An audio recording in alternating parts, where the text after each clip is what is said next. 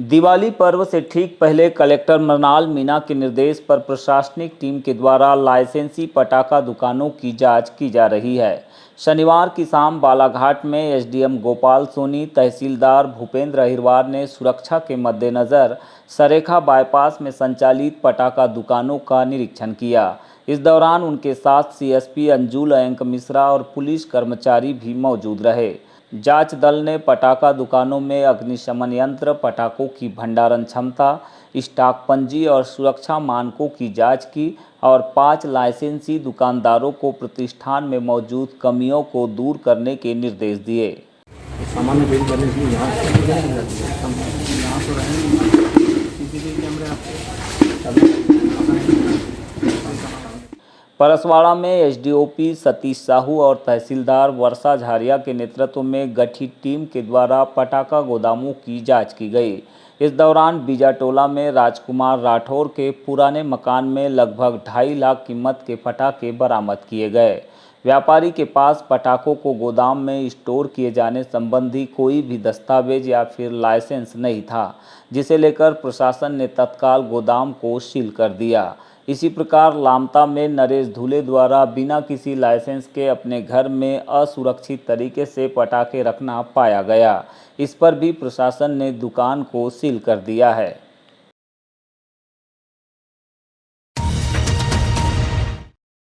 Police स्मृति दिवस की पूर्व संध्या पर नगर के चौक चौराहों में कैंडल जलाकर बालाघाट पुलिस ने शहीदों को भावपूर्ण श्रद्धांजलि अर्पित की।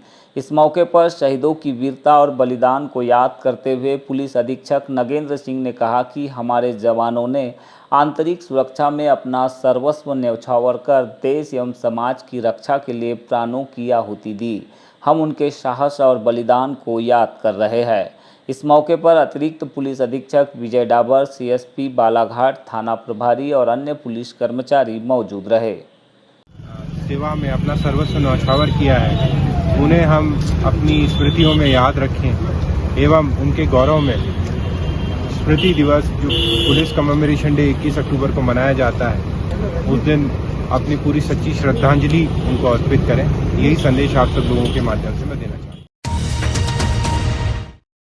बालाघाट जिले के कान्हा टाइगर रिजर्व क्षेत्र के बफर जोन में निवास करने वाले विशेष पिछड़ी जनजाति बैगाओं के संगठन द्वारा आज गढ़ी क्षेत्र के हीरापुर में नागा बैगा नागा बैगिन की प्रतिमा का अनावरण किया गया।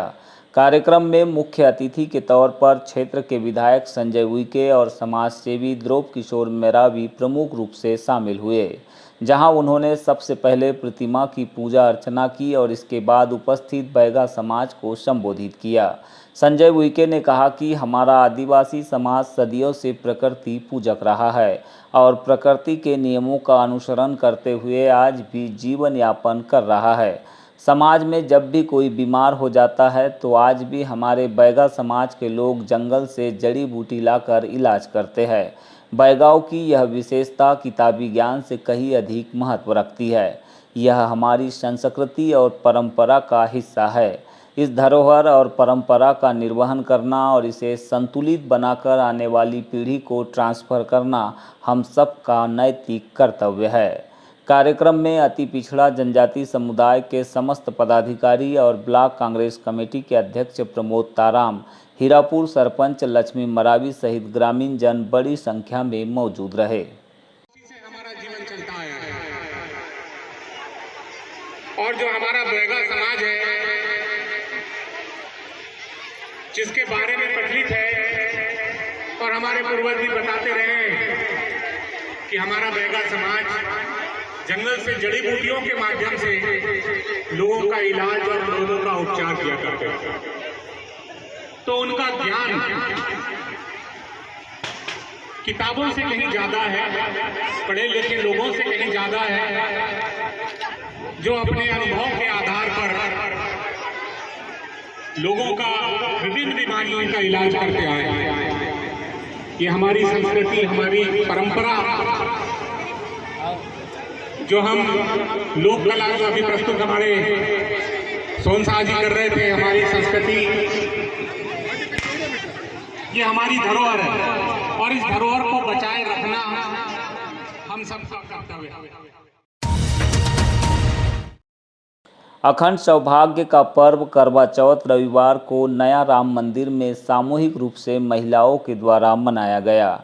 इस मौके पर सुहागिन महिलाओं ने धार्मिक मान्यता के अनुसार पूजा अर्चना की और अपने पति की दीर्घायु के लिए निर्जला व्रत रखकर भगवान से कामनाएं की।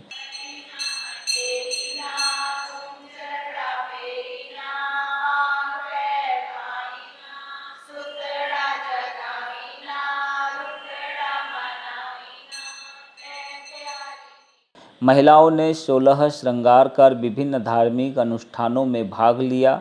सामूहिक रूप से माता करवा की कथा का वाचन किया और विशेष पूजा के बाद चंद्रोदय के बाद छलनी में पति का दीदार किया।